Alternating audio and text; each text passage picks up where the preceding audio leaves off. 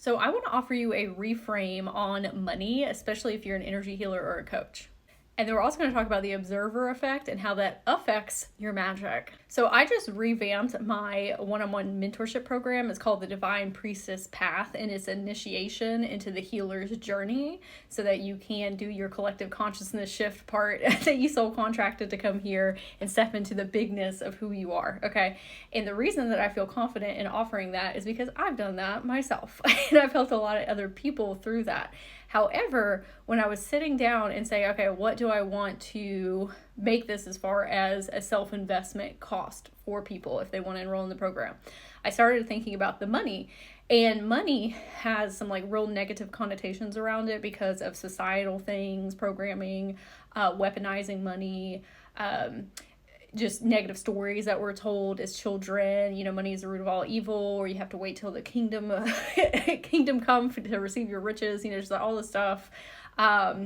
Children's movies depict people who are wealthy as evil, and you know, money is just energy. It's whatever. It's a tool for you to use to amplify your life in positive or negative ways. It's the person behind the money that determines what type of energy is going to be output. But the money, when I was looking at it through that lens, I was looking through a human perceptual lens, and it was making me second guess myself. And imposter syndrome started coming up and say, oh, I don't know if I'm giving enough in this program for this amount of money that I'm asking for. And this is where higher states of consciousness really come in clutch. Okay, this is where we really reframe our whole entire life in up level, because I said, let's take a breath.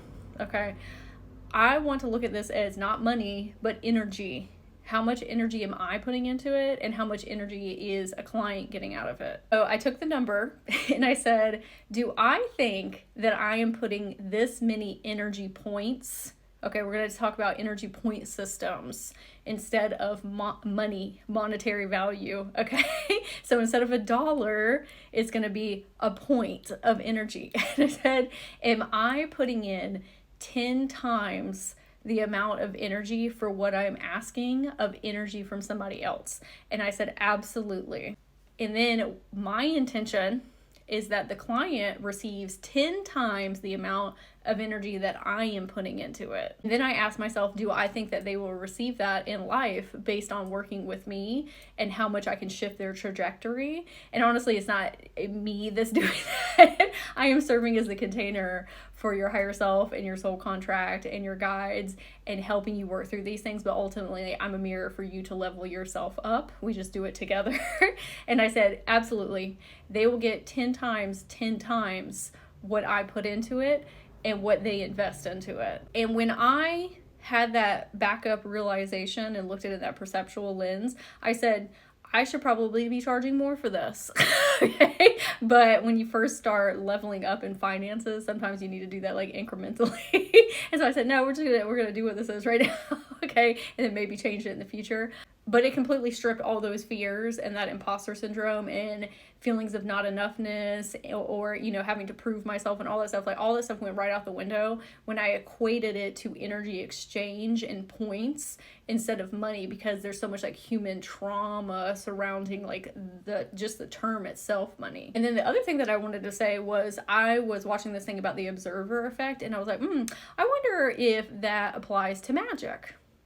However strong that you believe your magic is how strongly it'll be outputted to other people and into your reality and reflected back to you as well. And that was a teeter-totter game that I was playing for a long time of like, oh, am I good enough? Or am I doing enough in my readings and sessions? You know, is this helping people? Blah, blah, blah, blah, blah. And it took hundreds and hundreds and hundreds of sessions for me to finally wake up one day and say, I fully and totally believe in my magic, 1000%. And as soon as I had that realization or that inner knowing is when things like super took off, but because of the observer effect.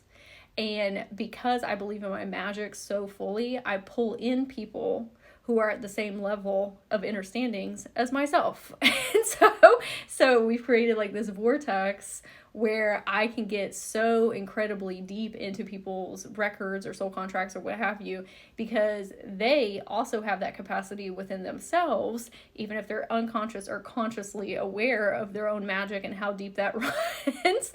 I'm pulling in a completely different set of clientele, and we are able to feedback loop each other's magic off of one another and get in so incredibly deep. And I'm going to make a different video about this, but I went into a client's Akashic records earlier, and I was explaining to this client that because they understand that they're the creator, and there's different levels to that. Okay, sometimes we are very in and out, oscillating between like, oh yeah, I'm the creator, and like, oh, I'm just a human, you know. But then there's some people that are more consciously aware, like they can hold it down for the majority of the time.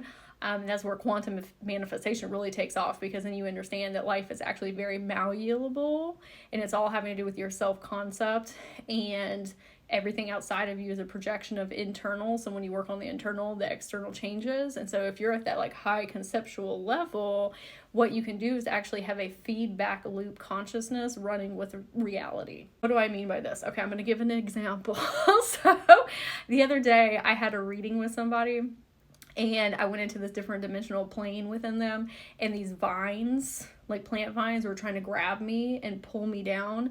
And they were trying to get me into this bioluminescent forest, and like that's a whole other thing. But I made a special mental note of that. And then later in a live doing a reading with somebody, I had mentioned that I was trying to dig through their soul contract and follow this trauma frequency, and I couldn't go fast enough to how I needed to. So I actually asked lightning, the element lightning, to come in and give me a boost so I could propel faster down their soul contract to find this thing. Okay, so later in the day, I was watching an anime, and there's two main characters. One of the characters was in like a battle, and these vines came out of the ground and were wrapping all of his limbs and like trying to pull him down into this portal. And then right after that, the other main character went in this dark hallway, and he wasn't running fast enough. So he asked lightning, his magic power, to like kick on, and then he shot down the hallway a lot faster. That's a feedback loop of your reality. That is me understanding that I am the creator, and everything outside of me is talking to me and affirming to me. So I could have taken those as signs and synchronicities. When you think of signs and synchronicities, sometimes though, that is externalizing the universe and saying that there's some outside source that is leading and guiding you. It's you, babe. Okay? It is you. And when you fully embrace that and say, I am spirituality, I am the creator, I am the signs and synchronicities, then you become a seer of all. And that's what I told this client that she was, and that she had reached that level of capacity where anything can talk to you because you are everything. I can divine messages and esoteric understandings from watching some ducks in a lake, or watching anime, or drawing in my notebook. It's because you are like on, the lights are on. You are consciously tapped in to not only your Akashic field, but the entirety of the Akashic field. And this is when you start like really accelerating and soaring in your capabilities as a creator, because you realize it is all you. And that's everybody. Everybody is living their own creative reality experience, and we're all all backed up to source, and source experiencing itself. But within that, you're a sovereign and divine being in your own reality scape. And so you have to understand it's all you, and you can create that consciousness feedback loop to guide you through this experience. So I wanted to share this because that wealth consciousness shift that I had last night is really going to serve me moving forward in my business and the type of things that I do and the things that I offer. And so it might help you too in your own business. Also, the observer effect. Your magic is as powerful as you believe it to be. So I would love to hear in the comments if you had any thoughts that came up, if this resonated with you, if you have anything to add on. I would love to hear.